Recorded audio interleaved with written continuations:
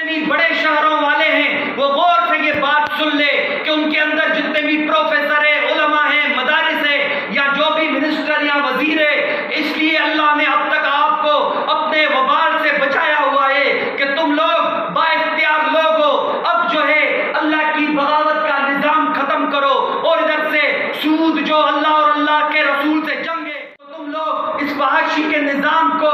بند کرو۔ آیا ہوا ہے، ملک سارا ڈوبا ہوا ہے، صرف سندھ میں 1 کروڑ سے زیادہ لوگ روڈوں پر آ چکے ہیں، لیکن شراب کے اڈے کھلے ہوئے ہیں، زنا کے اڈے کھلے ہوئے ہیں۔ تو تم جو بھی لوگ بچے ہوئے ہو اب تک اللہ کے وبال سے، تم لوگ نکلو اور یہ شراب